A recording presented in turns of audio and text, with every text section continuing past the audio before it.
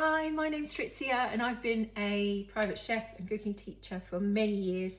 I love being in the kitchen, it's my favourite place, but even I get a little bit kind of disheartened when I've got to come home and just make a meal for myself. Cooking for one can be really hard to do just because you think all that effort just for one person, but it can be really easy and fun, and I'm going to show you how. One of my favourite comfort foods, and that's risotto.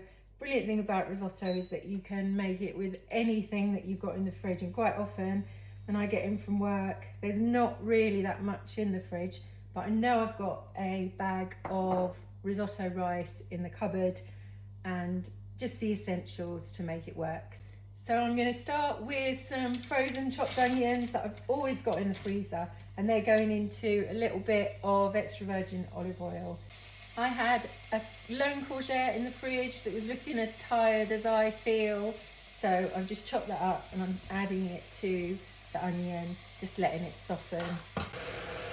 So last with a couple of things I'm going to put in before my rice is a little bit of frozen chopped garlic, also something I always have in the freezer just because it just makes life so much easier, and just a few frozen peas, because they add a really lovely sweetness but also protein, which is really good.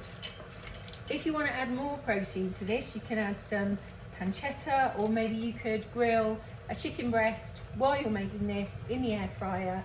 Just crumble over a chicken OXO cube, chef's tip to make it really tasty, little drizzle of olive oil, cook it for 20-25 minutes, and then you can just slice it up and serve it on top of this risotto. Now I'm going to add my risotto rice. So basically it's a handful per serving, so I'm just going to add a handful, and it goes.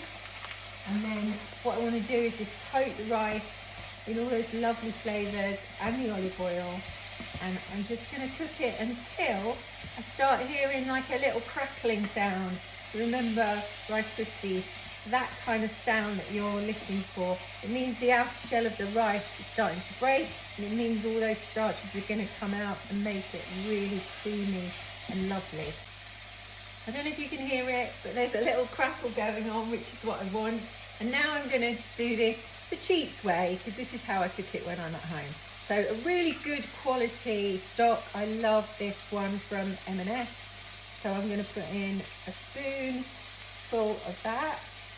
And then, rather than have a pound of boiling water on the stove, bubbling away, I've just boiled a kettle, and I'm going to just add water from the kettle gradually.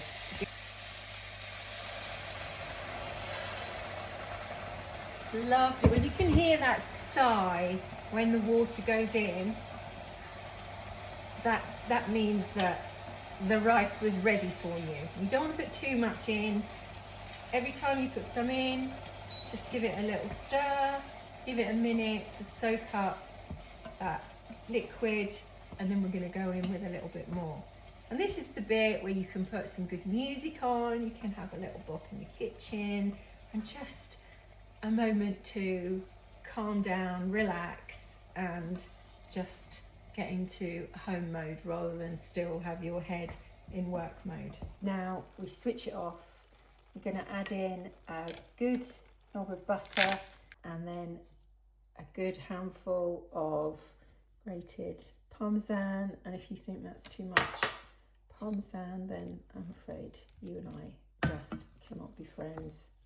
I'm going to give that a little stir, then I'm going to pop the lid on and just give that 2 minutes to rest. So here we are, just give it a little stir. Remember, your risotto should be more like the sea, not the mountains. It needs to be lovely and soft, and should just kind of relax on the plate, and then you know you've got a lovely risotto. There we go. And here she is. This is my comfort food. So good. Parmesan packed with creatine, protein, calcium, so many good things. But it tastes amazing.